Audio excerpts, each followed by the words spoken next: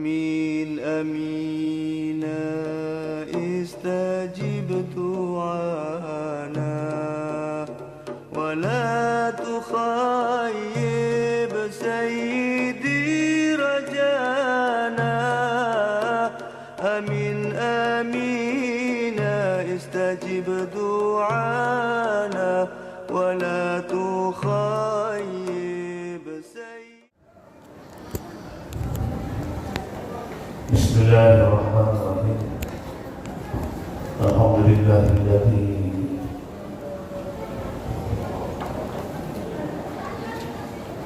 خلق وسوى والذي قدر فهدى والذي أسعد وأصلى والذي أمر بحكمته فهدى. أشهد أن لا إله إلا الله وحده لا شريك له العلي الأعلى. صلى على آله وصحبه من اتبع الهدى.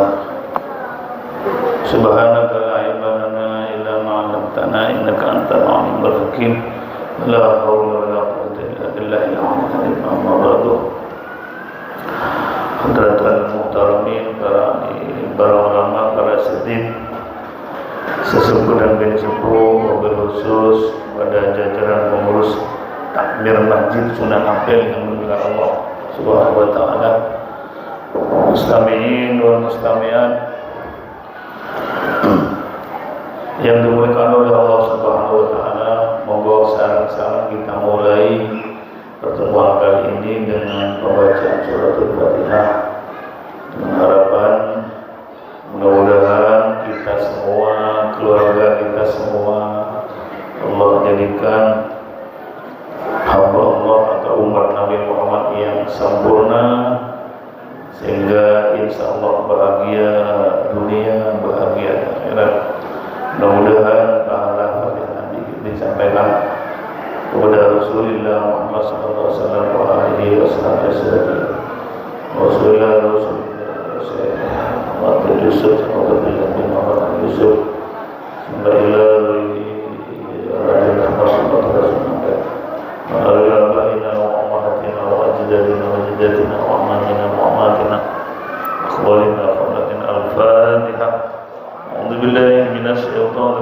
Bismillahirrahmanirrahim. Bismillahirrahmanirrahim. Alhamdulillahi rabbil alamin arrahmanir rahim maliki yaumiddin iyyaka na'budu wa iyyaka nasta'in ihdinas siratal mustaqim siratal ladzina an'amta 'alaihim ghairil maghdubi 'alaihim waladdallin. Bismillahirrahmanirrahim. Masuk ke hadis yang ke 1421 atau di kitab lain 1418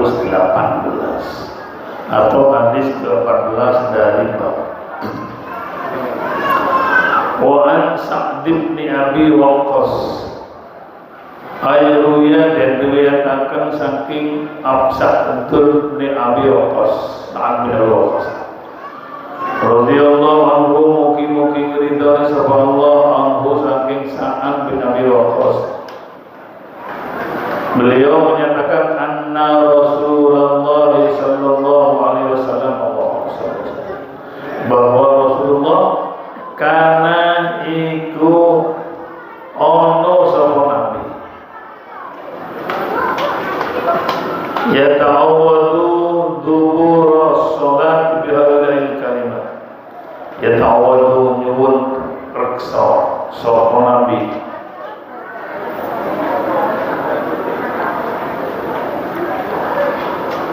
dubura sholawati ing dalem burine pira-pira salat bihaulail kalimati kelawan iki pira-pira kalimat.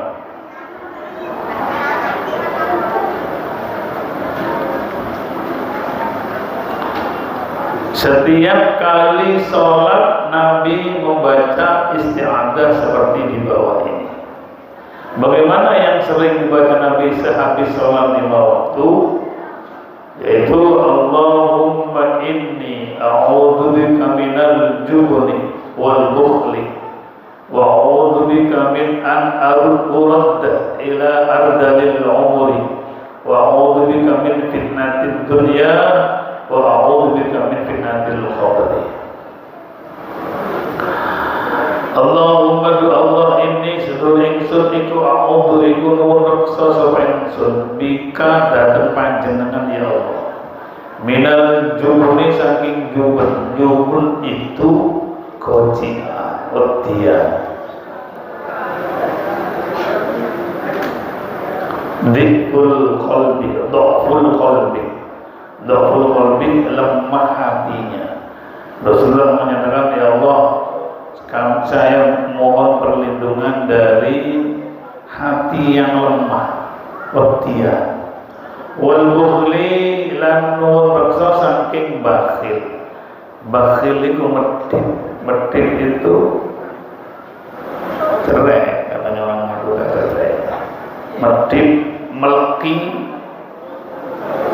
Ada yang bilang medhit, meleki. Ya dan lain sebagainya. Apa bakhil itu? Man'ul wajibi atau man'us sa'ili mimma yanfasilu anhu, itu namanya bakhil. Bakhil itu medhit. Medhit itu cerai itu meleki dan lain sebagainya. Apa artinya? Man'ul wajibi menghalangi atau mencegah terhadap sesuatu yang wajib terhadap dirinya. Bisa berupa harta, bisa berupa yang lain.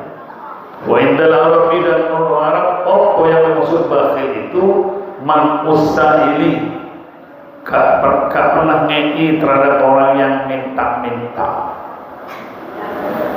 Nah, jadi minta perlindungan dari sifat bakhil. Dari mana ada Quran sayutawwaquna ma bakhilu. Nanti harta-harta apa-apa atau sesuatu yang kita bakhil di hadapan Allah di neraka nanti sayutawwaquna akan dikalungkan, akan dijadikan belenggu untuk orang yang medhit sesuatu yang medhiti. Percaya Bapak Ibu, sebagaimana di bab sedekah dulu pernah disebut, semakin orang itu bakhil, semakin tertutup barokahnya harta, barokahnya rezeki. Semakin bakhil atau seseorang itu menjadi orang yang lumak, maka di sana semakin bertambahlah rezekinya. Bisa dibuktikan. Saya pernah bercerita ada orang menyumbang bangunan masjid 1 M, orang Madura. Ya Bapak, jadi kita bisa nggak menyumbang besarnya 1 M? Saya rasa ya sulit. Tapi kalau orang sudah yakin bahwa apa yang disedekahkan bukan hilang tapi akan kembali, maka kita di sini Nabi menganjurkan. Nabi bukan berarti Nabi itu bakhil atau ada sedikit bakhil, tidak. Nabi mengajarkan kepada kita takliman wa tasri'an, mengajarkan kepada kita untuk mohon perlindungan kepada Allah. Jangan sampai ada rasa takut di dalam hati kita, jangan sampai ada rasa bakhil, medhit di hati kita. Apakah Nabi mungkin medhit? Tidak mungkin dan tidak akan. Kenapa Nabi kok ketika setiap sholat membaca itu takliman wa tasri'an, mengajari umatnya agar supaya tidak menjadi medhit, tidak bisa menjadi khosian wedian. Nabi Muhammad itu orangnya sangat amat pemberani Bapak Ibu. Jadi kalau ada musuh itu bukan sembunyi, Nabi itu malah keluar paling depan di barisan. Ketika ada semacam musuh yang menyerang, Nabi di depan, tidak pernah takut sama sekali. Wa a'udzu perlindungan sapa ingsun bika dhateng panjenengan min an urda saking yen to den balekaken ila ardalil umur maling asor-asore umur. Maksudnya kita mohon kepada Allah Subhanahu wa taala untuk tidak diberi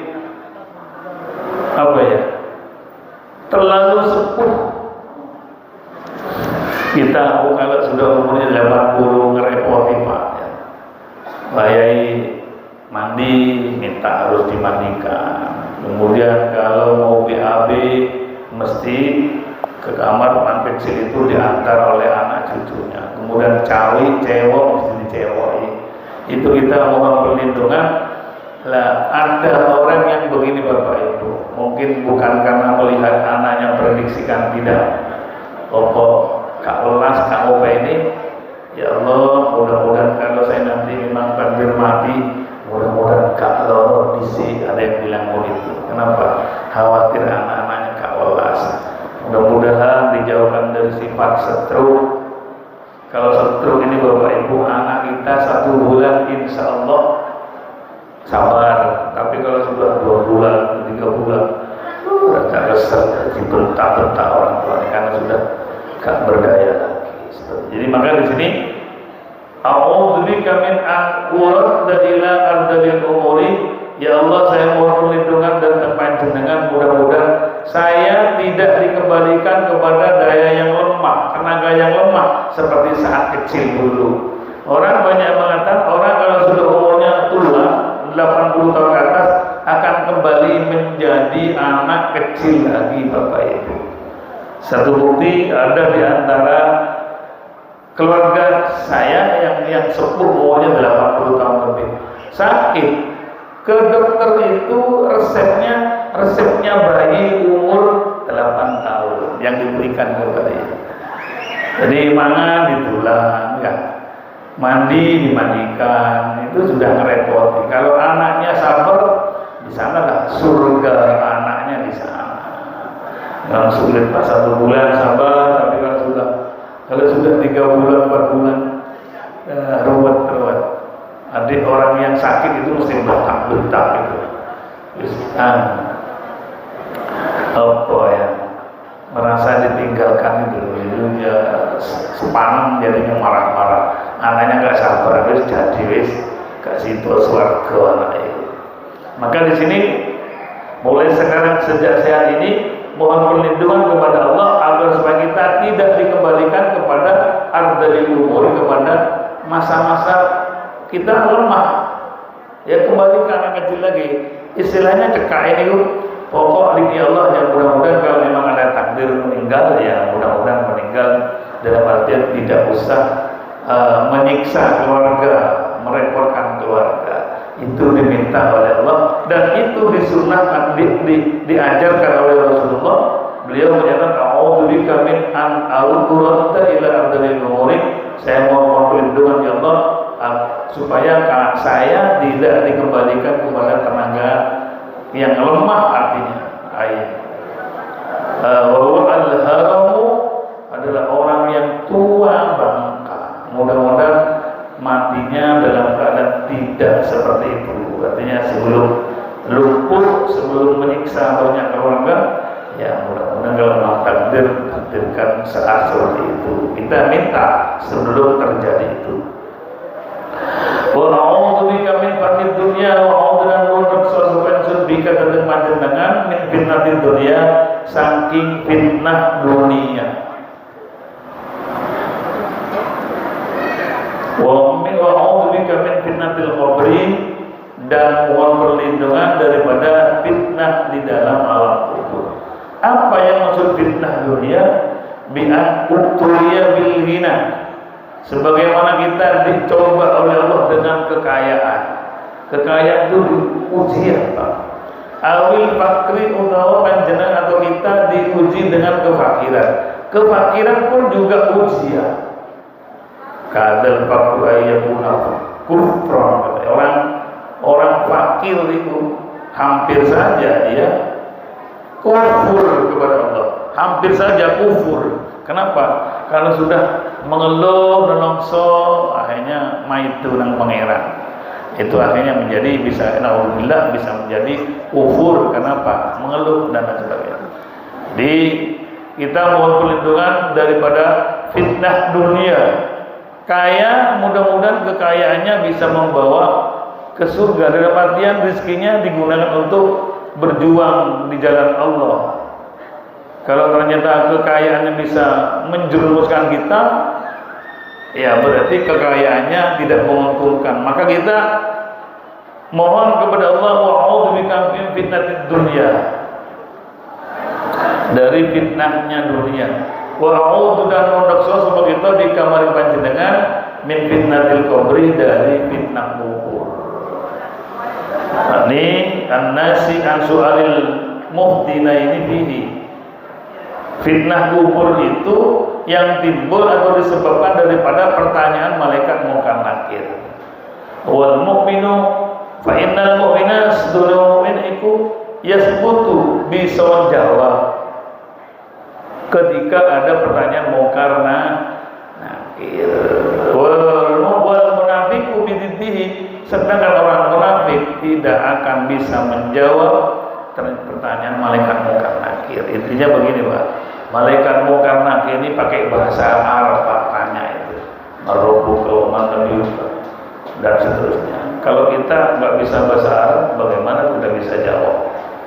Karena malaikat munkar nakir bertanya menggunakan bahasa Arab, dan munkar nakir nggak paham kecuali bahasa Arab. Terus gimana kalau kita tidak bisa berbicara bahasa Arab? Nanti yang akan menjawab amal panjenengan. Walaupun panjenengan nggak bisa bahasa Arab, tapi amale diterima dari Allah, oleh Allah, maka panjenengan akan lancar berbahasa Arab. Tapi sebaliknya, walaupun orang Arab tapi tidak beribadah, naudzubillah, nanti pasti kikuk untuk menjawab, bahkan tidak bisa menjawab. Yang menjawab adalah amal kita. Apakah siksa kubur itu ada? Sebab ulama khilaf. Kubur itu memang ada atau tidak? Siksa kubur itu apa disiksa orangnya, apa disiksa ruhnya, apa bagaimana? Sebab yang pernah saya ceritakan itu ceritanya jenazah keliru. Ada jenazah meninggal di Dr. Sutomo. Satunya orang Jawa Tengah, satunya orang Jawa Timur. Di kamar jenazah, kitir atau tanda kode yang ada di jempolan jenazah itu, kedua jenazahnya jatuh. Ketika jatuh, sing endi iki? Apa sing iki, kata petugas. Akhirnya ketika dipindah ke jempolan jenazah itu ketukar. Akhirnya sing Jawa Timur digawa nang Jawa Barat, Jawa Tengah, sing Jawa Tengah jenazah itu dibawa ke Jawa Timur dan sama-sama bersih dan dibungkus. Pernah saya ceritakan. Ternyata setelah dibuka yang di Jawa Timur, ya Allah dibuka tak? Iya dibuka, aku suwe kakek itu. Pengen melihat wajahnya terus. Setelah dibuka, tutup. Duh, kok wong iki? Ini bukan keluarga kita, telepon ke pihak rumah sakit. Ternyata Bu, ini barusan ada 2 jenazah keluar, yang satunya ke Jawa Tengah, yang coba telepon sana. Yang Jawa Tengah, ya yang Jawa Tengah yang dibuka, yang Jawa Timur enggak dibuka, langsung percaya, langsung dimakamkan. Yang Jawa Barat pingin delok wajah terakhir, karena lama setelah dibuka yang di Jawa Tengah bukan, ternyata tutup ini. Terus ya Allah telepon, ada jenazah 2 tadi keluar. Di telepon ternyata, aduh Pak, keburu dimakamkan, karena yang di Jawa Timur itu kawasan Jember sana. Itu tidak melihat jenazah dulu, langsung dimakamkan. Ya apa? Ya digali, karena baru saja beberapa menit yang lalu setelah digali Bapak Ibu, jenazahnya hancur seperti daging cincang. Itu berarti yang disiksa kan tubuhnya, jiwanya, badannya. Setelah dilihat yang belum musim HP, kalau HP lah ya. Ternyata setelah dilihat ke sana, oh ya ini jenazah saya. Akhirnya di Keronan Jawa Timur, sing Jawa Timur oleh loro, sing Jawa Tengah ka oleh jenazah. Ya lo dipindah lah, boten kesannya pergi mawon. Ya sampai acur, daging tulang menjadi satu dan cincang. Artinya ingat kepada ini Bapak Ibu bahwa kenapa? Yang disiksa di alam kubur itu apa orangnya, apa ruhnya, apa apinya.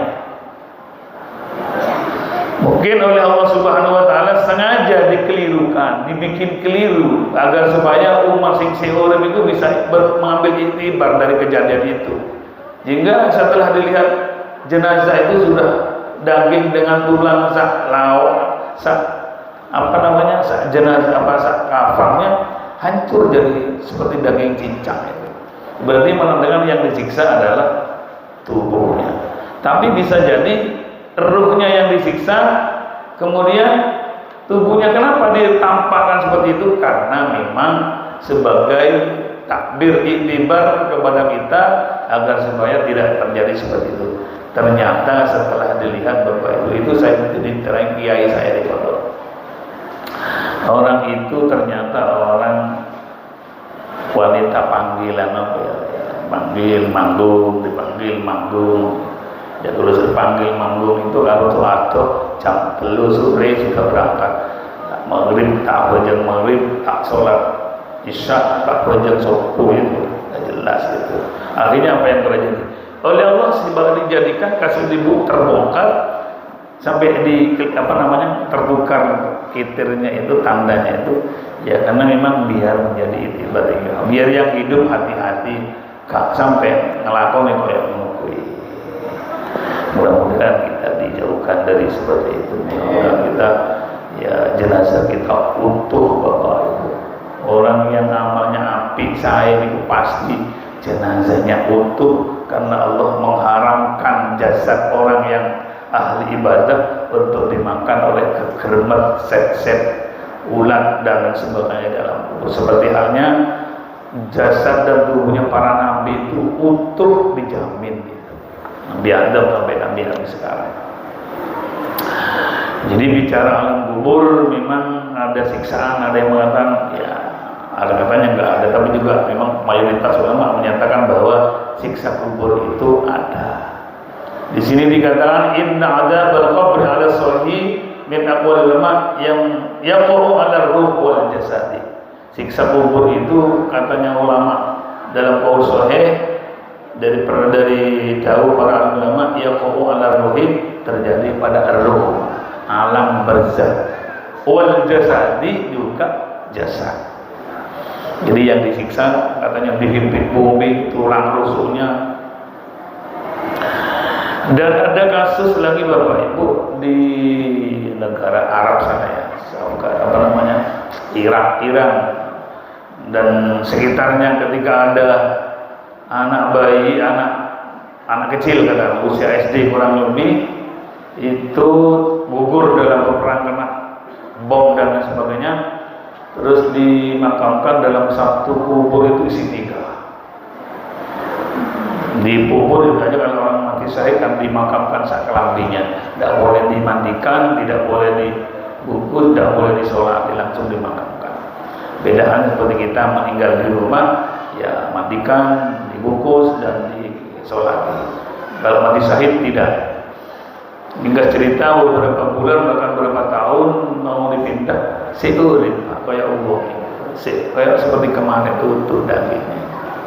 Ini menandakan dia diharamkan oleh Allah, namun jasadnya diharamkan oleh Allah untuk dimakan oleh ulat-ulat itu. Dan ada bukti lagi dalam satu kitab menyatakan bahwa ada orang yang bising. Ini orang kuburannya selamat, bising minta pindah kepada keluarganya, aku datang dalam mimpinya, aku pindah naik, kamu berisik, kenapa? Sebelah disiksa. Pindahnya nggak kerasa nanti ini kalau sebelah itu banting-banting itu nggak kerasa. Ternyata setelah digali masih utuh. Pindah ke tempat yang jauh. Katanya berisik sebelah dibanting-banting.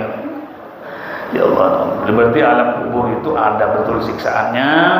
Kemudian kalau di dalam kitab sulam Bapak Ibu, kita wajib percaya bahwa kabar yang dikabarkan oleh Nabi tentang siksa kubur itu betul-betul ada. Tidak harus iman kita. Yu'minuna bil ghaib itu termasuk itu. Iman pada barang gaib dalam artian yang gak jelas bisa dibuktikan, tapi Nabi yang membawa kabar itu bahwa siksa kubur itu ada. Berarti kita wajib iman.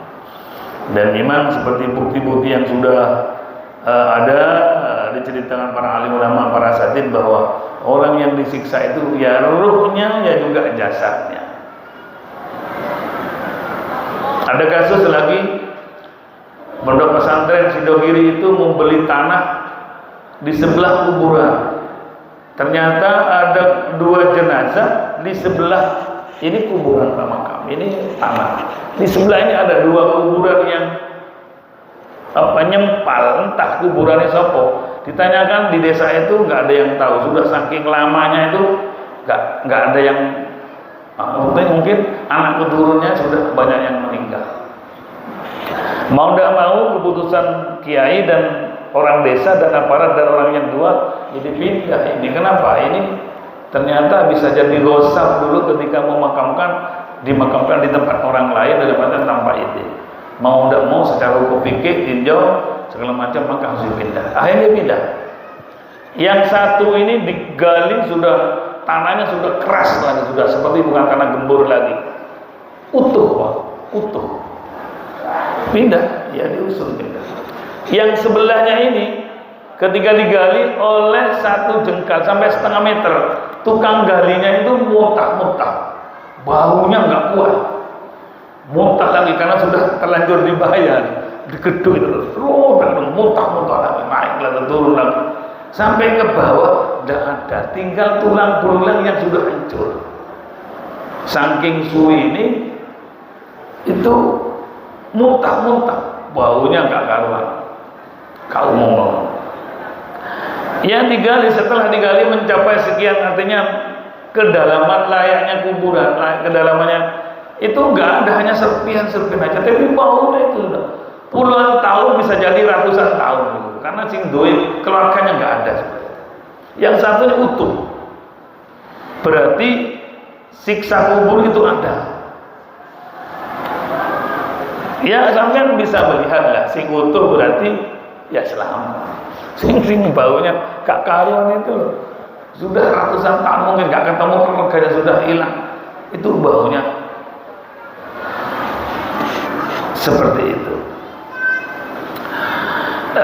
Oleh karenanya Bapak Ibu yang dimulakan oleh Allah Subhanahu wa taala, ya kita oleh Nabi dianjurkan doa ini loh. Ya tahu. Biasanya ditambahkan dalam rentetan doa sampai ini kan macam Allahumma inni a'udzubika minal jubni wal bukhli wa a'udzubika min an uradda ila ardhil umuri wa a'udzubika min fitnatid dunya wa a'udzubika min fitnatil qabr. Mohon perlindungan daripada fitnah kubur, berarti siksa kuburan. Hadis berikutnya wa an Mu'ad bin Jabal radhiyallahu anhu anna Rasulullah sallallahu alaihi wasallam sedulur Rasulullah sallallahu alaihi wasallam akhadah nyekel sapa nabi biyadihi ing tangane astane ing tangane Mu'ad.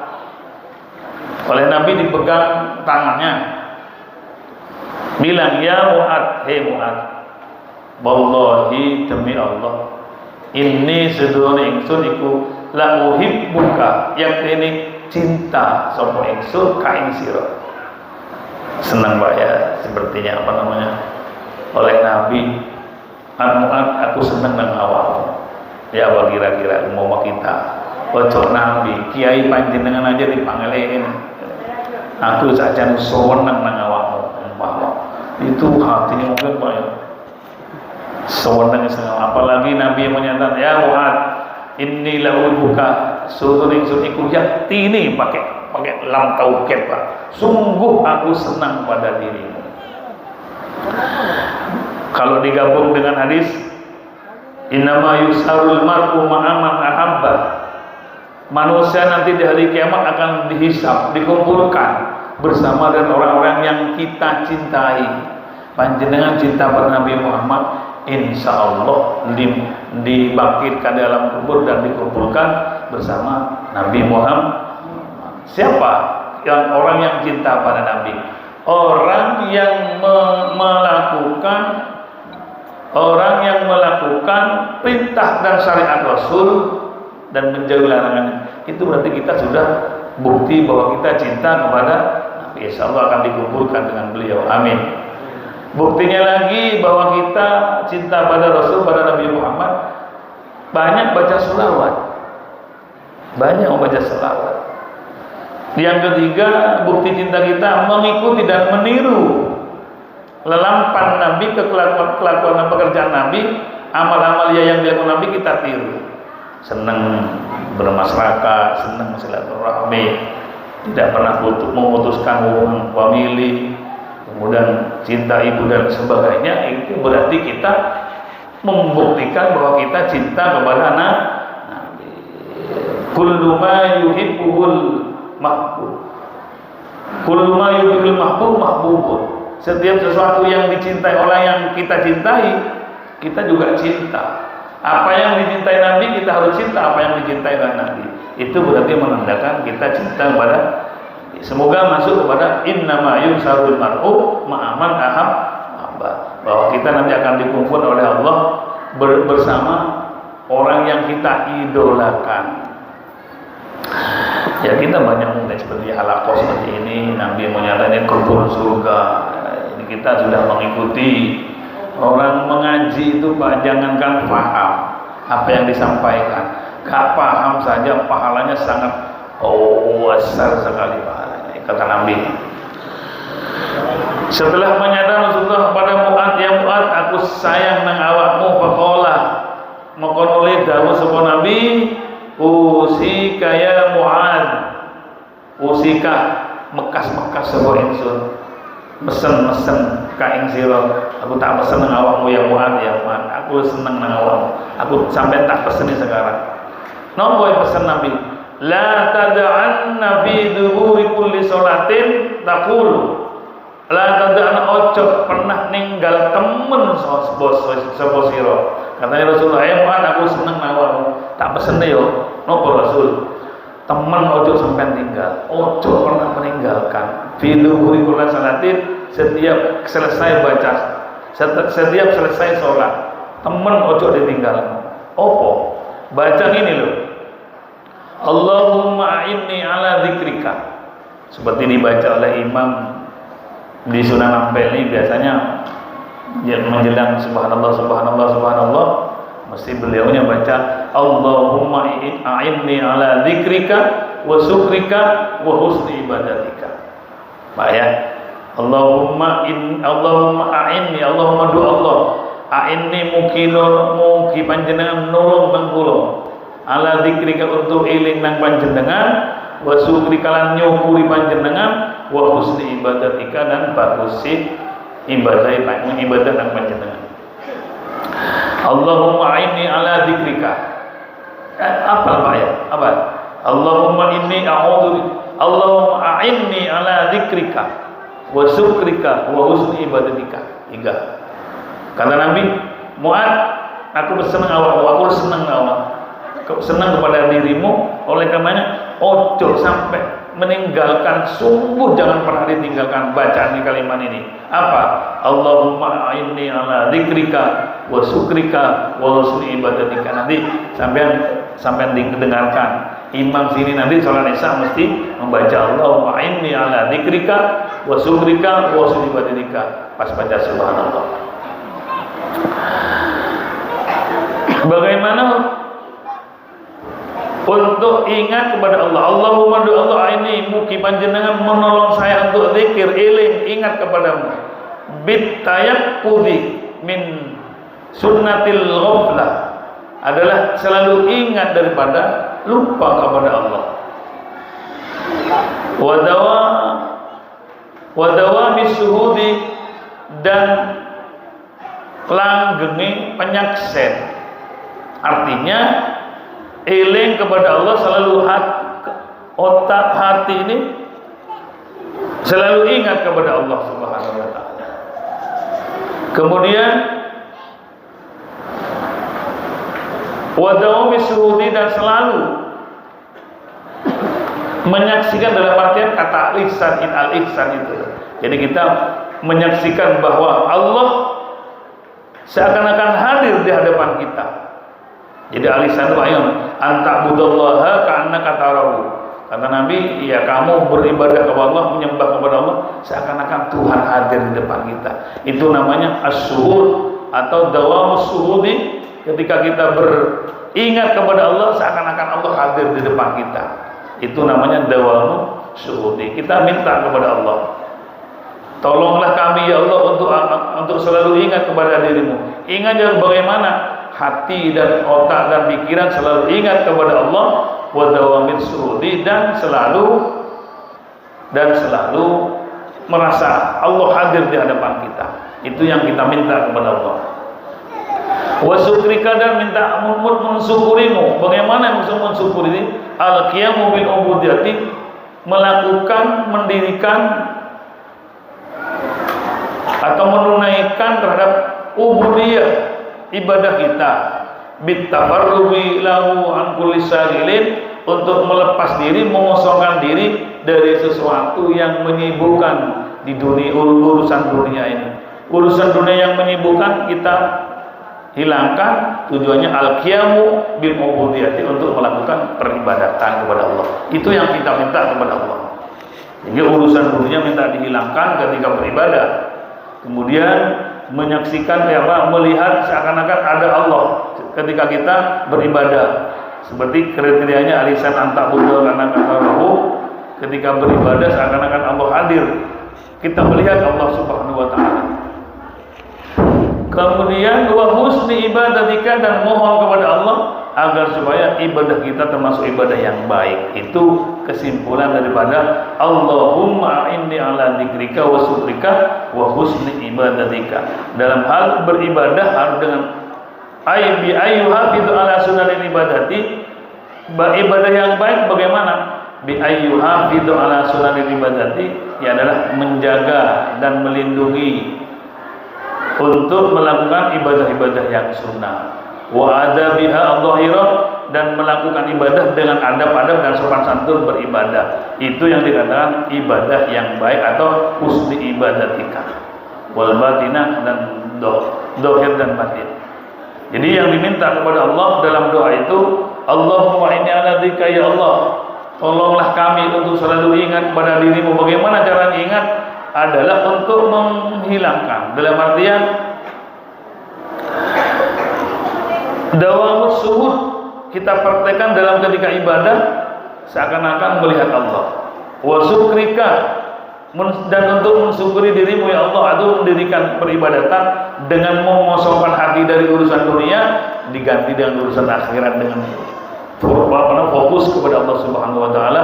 Wa husni ibadatika, dan baiknya ibadah dalam artian melakukan sunnah-sunnah dan menjaga adab dan sopan santun peribadatan, cara beribadah kepada Allah yang sopan dan santun. Itu yang dimaksud diminta ketika kita berdoa kepada Allah Subhanahu wa taala dan kalimat itu. Itu yang dipesan oleh Rasulullah untuk Mu'ad. Kemudian Rasulullah pesan ojo sampai tinggal ya, 3 hal ini, 3 doa ini. Allahumma inni ala dzikrika wa syukrika wa husni ibadatika. Bapak Ibu yang dimuliakan oleh Allah Subhanahu wa taala, kalau bahasa kita dulu adalah berjuang dan berdoa. Berjuang itu adalah ibadah, zikir, semua kita baca dan sambil berdoa. Artinya ketika beribadah adalah memenuhi perintah Allah agar supaya kita memang harus beribadah. Kemudian kita berdoa dan cara zikir-zikir yang telah diajarkan oleh baginda Rasulullah Muhammad sallallahu alaihi wasallam. Bapak Ibu yang dimurkai oleh Allah. Ini yang bisa saya sampaikan. Mudah-mudahan kita dijadikan oleh Allah Subhanahu wa taala sebagai umat Nabi Muhammad yang sempurna, umat Nabi Muhammad yang senantiasa selalu meningkatkan ketakwaan kita. Semoga kita akan bisa melakukan apa yang telah kita lakukan, dan mudah-mudahan nanti kita menghadap kepada Allah dalam keadaan husnul khotimah. Mudah-mudahan yang hadir pada kesempatan kali ini yang punya penyakit semoga disembuhkan oleh Allah, apapun penyakitnya. Tujuannya bukan apa, tapi untuk beribadah kepada Allah lebih leluasa.